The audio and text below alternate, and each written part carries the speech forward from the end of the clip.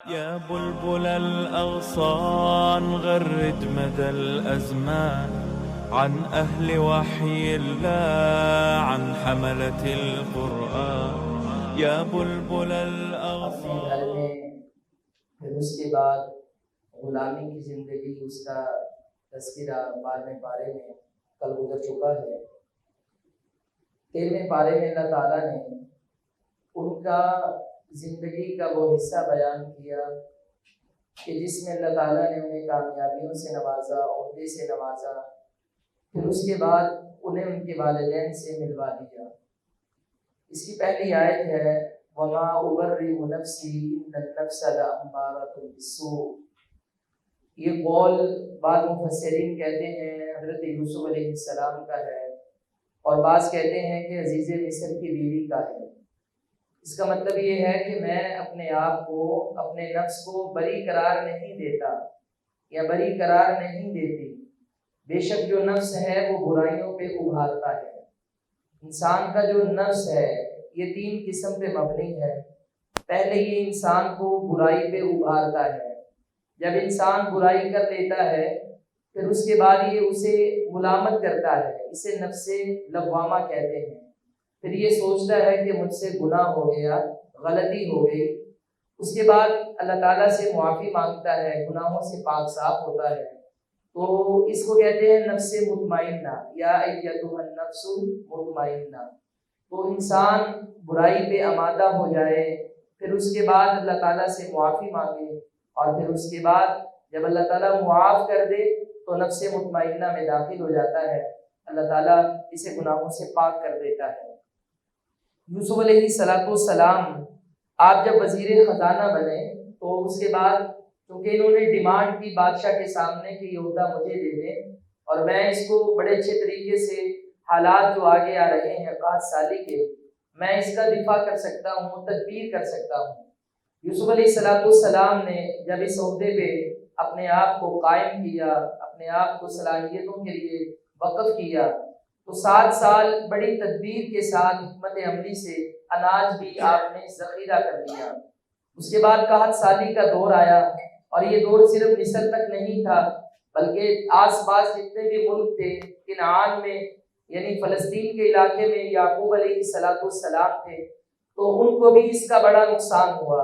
61 سالی میں بھوک و پیاس اور افلاس سے یہ مارے پھرتے ہیں۔ انہیں بھی کسی نے بتایا کہ جو مصر کا بادشاہ ہے اور وہاں پہ جو وزیر خزانہ ہے، انہوں نے بڑی تدبیر کی ہے اور خزانہ اور ذخیرہ اندوزی کر کے آج کے حالات سے مقابلہ کرنے کے لیے انہوں نے تیاری کی ہے۔ چنانچہ یہ بھی اپنے باپ کے حکم پر 10 بیٹے روانہ ہوئے اور مصر میں داخل ہوئے، یوسف علیہ السلام کے سامنے کھڑے ہوئے۔ یوسف علیہ السلام نے ان کو پہچان لیا، لیکن اپنی پہچان ان پہ ظاہر نہیں کی کہ میں کون ہوں۔ تو انہوں نے انہیں سب کو اناج دیا۔ انہوں نے کہا کہ ہمارے والدین بھی ہیں گھر میں اور ایک ہمارا بھائی بھی ہے۔ یوسف علیہ السلام کی یہ حکمت عملی تھی کہ آپ ہر بندے کے بدلے میں 1 اونٹ غلے کا دیتے، اس سے زیادہ نہیں دیتے تھے، تاکہ ذخیرہ اندوز متحرک نہ ہو جائیں اور وہ ہم سے غلہ لے کر کہیں جا کر بلیک میں مارکیٹ میں فروخت نہ کرے۔ جس طرح ہمارے ہاں بھی آج وبا کی صورت میں بلیک مارکیٹ میں سب کچھ چلتا ہے، تو آپ نے تدبیر کے ساتھ انہیں کہا کہ اس دفعہ ہم آپ کو آپ کے والدین کا غلہ بھی دیتے ہیں، لیکن آپ کے بھائی کا غلہ آپ کو نہیں ملے گا، آئندہ نہیں ملے گا بنیامین کا، شرط یہ ہے کہ اسے بھی ساتھ لے کر آؤ۔ چنانچہ وہ گھر میں گئے، باپ کو بتایا، اور ایک عجیب منظر دیکھا کہ جب غلے کے گٹو کھولے تو اس میں ان کی قیمت بھی موجود تھی، جو وہ ٹوٹی پھوٹی قیمت لے کر کے آئے تھے۔ یوسف علیہ السلام نے تدبیر کرتے ہوئے وہ قیمت بھی ان کے سامان میں رکھ دی تاکہ ان کو محبت اور پیار میں اضافہ ہو جائے اور انہیں اس بات کی سمجھ آ جائے کہ بادشاہ رحم دل ہے۔ تو باپ سے کہا کہ آئندہ اگر بنیامین ساتھ نہ گیا تو غلہ نہیں ملے گا۔ چنانچہ جب وقت پورا ہوا، غلہ ختم ہوا، آئندہ غلہ لینے کے لیے آئے تو باپ نے کہا دیکھو میں نے یوسف کو بھی کھو دیا ہے، اب اس کا بھائی بنیامین ہے۔ بہرحال اللہ تعالیٰ کی قسمیں اٹھائیں، وعدے لیے اور یہ چل پڑے۔ لیکن باپ نے کہا تم 11 بھائی، میرے 11 بیٹے اونٹوں پہ سوار ہو کر شہر کے ایک تم دروازے سے داخل نہ ہونا، نبی زادے ہیں، پیغمبر زادے ہیں، خوبصورت بھی ہیں، حسن و جمال بھی ہے، کہیں نظر نہ لگ جائے، تم ایسا کرنا کہ شہر کے مختلف راستوں سے تم اندر داخل ہونا۔ چنانچہ جب یہ داخل ہوئے، یوسف علیہ السلام نے دیکھا کہ بنیامین میرا بھائی بھی وہ بھی سامنے ہے۔ اب آپ نے اس کو اپنے پاس رکھنا تھا، حالات احوال وہ سب معلوم کرنے تھے اور ان پر ابھی شناخت ظاہر نہیں کرنی تھی۔ چنانچہ جاتے ہوئے آپ نے کہا کہ ایسا کرو، تدبیر کی آپ نے کہا کہ ان میں سے کسی ایک کے سامان میں اپنے حواریوں سے کہا کہ تم یہ اناج ڈالنے والا پیمانہ یہ چھپا دو۔ جب یہ چھپا دیا گیا، قافلے والے چل پڑے تو پیچھے لوگوں نے شور مچا دیا کہ ہمارا پیمانہ گم ہو گیا ہے اور ہمیں ان قافلے والوں پہ شک ہے۔ واپس بلایا اور ان کی تلاشی لی، پہلے بڑے بھائیوں کی تلاشی لی، پھر چھوٹے کی تلاشی لی، تو اس کے سامان سے یہ پیمانہ مل گیا۔ اب یوسف علیہ السلام جس ملک میں تھے اس بادشاہ کے قانون کے مطابق بھائی کو رکھنا جائز نہیں تھا، یہ سزا نہیں بنتی تھی۔ یوسف علیہ السلام نے ایک اور تدبیر کی، وہ تدبیر یہ تھی، آپ نے ان کے بڑے بھائیوں سے پوچھا کہ تمہارے علاقے میں تمہاری شریعت میں کیا سزا بنتی ہے اگر کسی کے سامان سے اس طرح چوری کیا ہوا مسروق کا مال مل جائے؟ انہوں نے کہا کہ وہ پھر بادشاہ کے پاس 1 سال کے لیے خدمت کے لیے رہتا ہے۔ چنانچہ چھوٹے بھائی کے سامان سے جب یہ پیمانہ نکل آیا تو آپ نے کہا کہ اب یہ تمہاری شریعت کے مطابق میرے پاس رہے گا۔ چنانچہ ان لوگوں نے بڑے واسطے دیے کہ اب ہمارا باپ پہلے ہی رو رو کے بینائی کو بیٹھا ہے، اس کا کیا حال ہوگا، تو اس سے تو ہم اللہ کے وعدے اور قسمیں اٹھا کر کے اس کو ساتھ لائے ہیں۔ چنانچہ یوسف علیہ السلام سے کہا کہ ہم میں سے کسی کو رکھ لیں۔ آپ نے کہا ایسا نہیں ہو سکتا، گناہ کوئی کرے اور بھرے کوئی، یہ بات نہیں ہے۔ چنانچہ آپ نے بنیامین کو اپنے پاس رکھا اور جو ان میں سے ایک بھائی تھا بڑا، انہوں نے چھوٹے بھائیوں سے کہا کہ تم باپ کے پاس چلے جاؤ، میں نے تو قسم اٹھائی ہے اور میں اب یہاں سے نہیں جانے والا۔ تو اب یہ واپس روتے ہوئے گئے اور غلہ بھی لے گئے اور باپ سے کہا کہ اس نے چوری کے الزام میں تمہارا چھوٹا بیٹا بھی پکڑ لیا ہے، یوسف بھی گیا، بنیامین بھی گیا اور ایک اور بیٹا بھی وہاں پہ ہے، اب 3 بیٹے تم نے کھو دیے ہیں۔ تو یعقوب علیہ السلام بڑا روئے اور انہوں نے پھر ایک خط لکھا اور دوبارہ سے تیسری مرتبہ اپنے بیٹوں کو یوسف علیہ السلام کے پاس بھیجا۔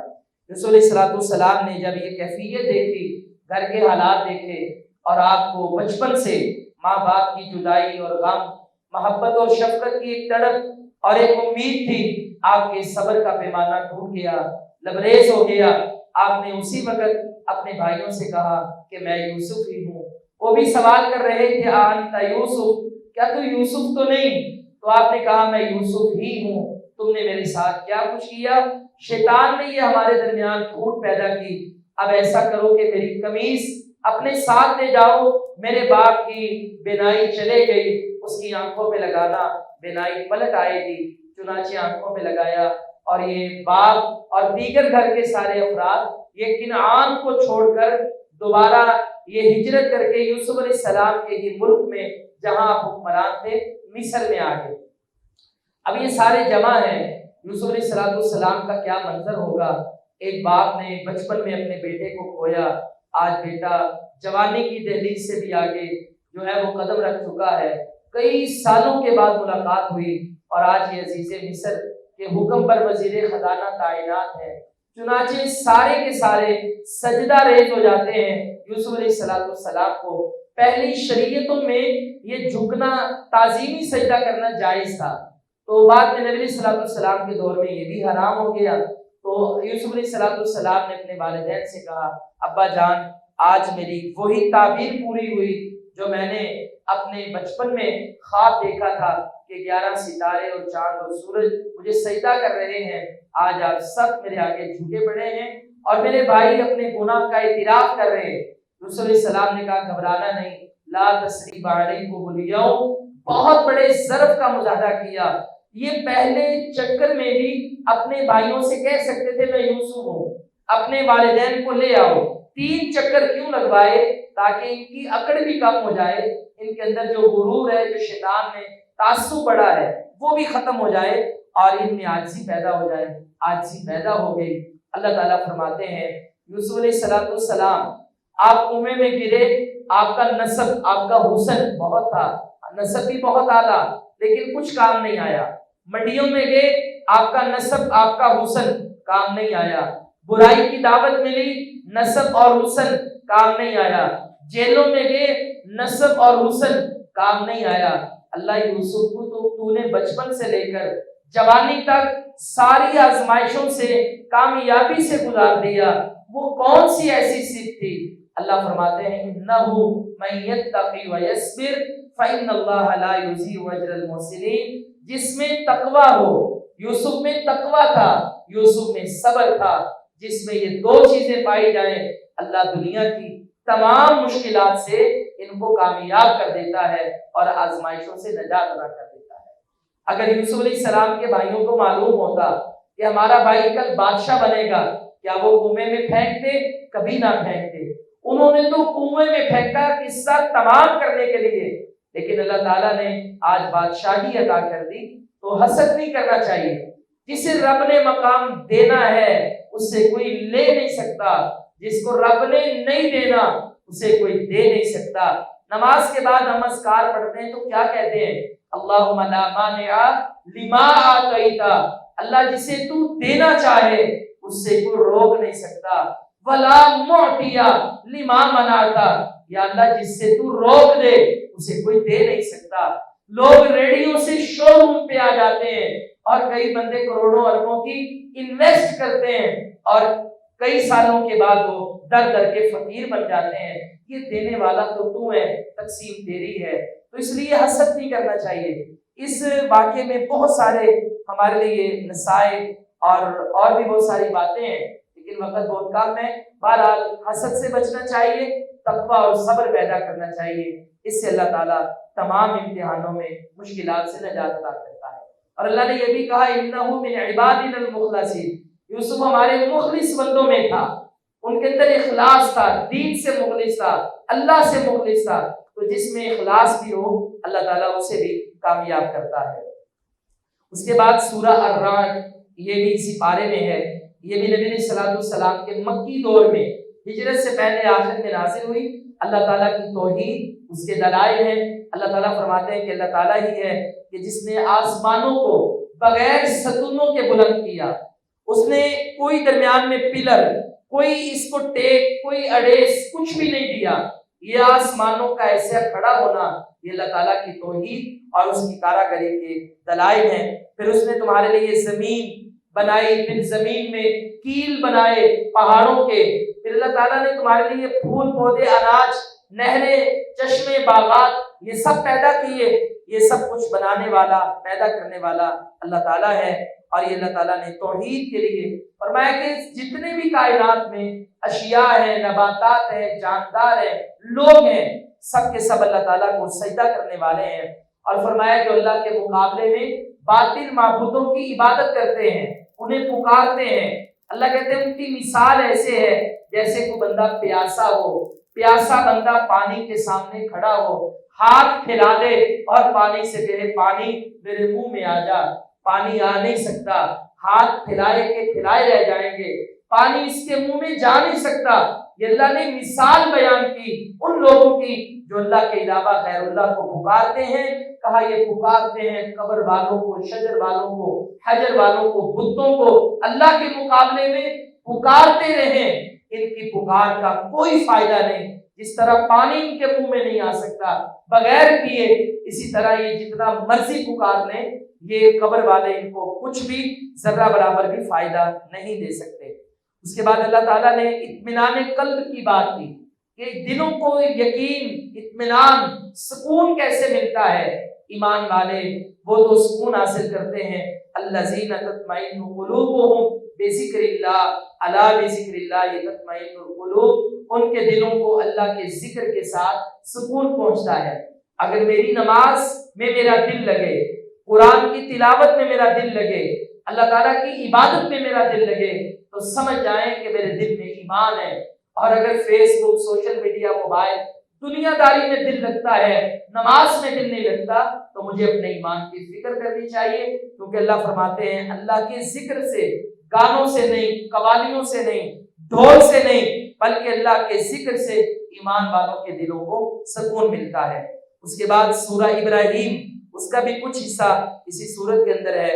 اللہ تعالیٰ نے اس کے آغاز میں قرآن مجید کے مقصد، نزول مقصد کا ذکر کیا کہ اللہ نے قرآن کو کیوں نازل کیا، فرمایا اس لیے تاکہ لوگوں کو ہم اندھیروں سے نکال کر روشنی کی طرف لے کر کے آئیں اور ان کو صحیح صراط مستقیم کا راستہ دکھائیں۔ اور قرآن مجید عربی زبان میں کیوں ہے؟ کیونکہ اللہ تعالیٰ جس قوم کی طرف جس نبی کو بھیجتا ہے اسی کی زبان میں، اور جو کتاب ان میں نازل کرتا ہے وہ بھی اسی زبان میں، تاکہ لوگ اس کو سمجھ جائیں۔ پھر اس کے بعد اللہ تعالیٰ نے سابقہ قوموں کی ناشکری کا تذکرہ کیا کہ پہلے جتنے بھی قومیں تھیں انہوں نے ہمارے نبی اور رسولوں سے انکار کیا، اعراض کیا، مقابلے میں آئے، اللہ تعالیٰ کی ناشکری کی، لیکن فرمایا اس کے مقابلے میں ایک بندہ ابراہیم کا بھی تذکرہ ہے، اس نے اللہ تعالیٰ کا بڑا شکر ادا کیا، آگ میں پھینکا گیا، باہر نکلا، اللہ کا شکر ہے، طرح طرح کی آزمائشیں، اللہ کا شکر ہے، ہجرت کر کے عراق سے فلسطین میں چلے گئے، اللہ کا شکر ہے۔ پھر اللہ تعالیٰ نے دوسری بیوی اور پیدا ہونے والی بڑھاپے کی اولاد اسماعیل کو کہا اس کو جا کے بیابان مکہ میں چھوڑ آؤ، جہاں کوئی نام و نشان نہیں، آپ وہاں پر چھوڑ آئے اور کہا انی اسکنت بواد غیر ذی زرع، اللہ میں اپنی اولاد کو بغیر کسی ایسی وادی میں چھوڑ آیا ہوں جہاں انسان تو دور کوئی پودا بھی نہیں ہے، ایسی وادی میں اللہ کس کے حکم پر؟ تیرے حکم پر، تیرے سبور۔ اور جب اللہ تعالیٰ نے انہیں گھر دے دیا، وہاں شہر کو آباد کر دیا، تو اللہ تعالیٰ سے امن کی دعائیں کی، رزق سے پہلے بھی امن مانگا، اللہ اس بستی کو، اس شہر کو امن والا بنا دے اور یہاں پہ پھل عطا کر دے۔ اور ابراہیم علیہ السلام کی ایک بڑی پیاری دعا وہ بھی اللہ نے یہاں پہ ذکر کی کہ یا اللہ میری اولاد کو، مجھے بھی اور میری اولاد کو اس بات سے نجات عطا کر دے کہ وہ بتوں کی عبادت کرے۔ ہمیشہ اپنے ساتھ اپنی اولاد کی بھی دعا کرنی چاہیے، کیونکہ اگر اولاد کل جہنم میں چلے گئی، بیوی بچے جہنم میں چلے گئے، تو ہماری زندگی کس کام کی؟ کیا آپ یہ چاہتے ہیں کہ آپ کا بچہ 10 گھنٹوں کے لیے گم ہو جائے، بچہ گم ہو جائے، اغوا ہو جائے، ماں باپ دنیا میں زندہ ہی مر جاتے ہیں، کتنی بڑی تکلیف ہوتی ہے، اور ایک لمحہ بھی ہم اپنے بہن بھائیوں کو، بیٹوں کو، بیٹیوں کو، بیوی کو اپنی آنکھوں سے جدا نہیں دیکھ سکتے، یعنی ہماری غیرت گوارا نہیں کرتی، ہمارا ضمیر گوارا نہیں کرتا کہ ہمارے بچے گم ہو جائیں۔ کل قیامت کا دن ہوگا، اللہ فرماتے ہیں جنتی جنت میں ہوں گے، جہنمی جہنم میں ہوں گے، کچھ پیارے نظر نہیں آئیں گے، اللہ کہیں گے جنت میں بیٹھ کر ذرا پوچھ لو ما سالککم فی سقر، تمہیں جہنم میں کس نے پہنچایا؟ جواب یہ نہیں ملے گا ہم ایمان والے نہیں، مسلمان ہی ہوں گے، جواب آئے گا لم نکو من المصلین، نماز نہیں پڑھتے تھے، ابا جی آپ تو نماز کے لیے آتے تھے، ہمیں جگاتے نہیں تھے، ہم آج جہنم میں تم جنت میں۔ کیا چاہتے ہیں ہم کہ ہم جنت میں ہوں، اولاد ہماری آنکھوں سے دور جہنم میں ہو؟ ایسا نہیں ہو سکتا۔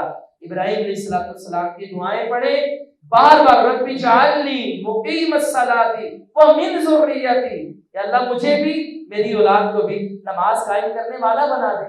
تو اپنے ساتھ اپنی اولاد کی فکر، رزق کے ساتھ امن کی فکر، ایمان کی فکر، یہ سورہ ابراہیم میں ابراہیم علیہ السلام کی زندگی کے کچھ روشن پہلو ہیں۔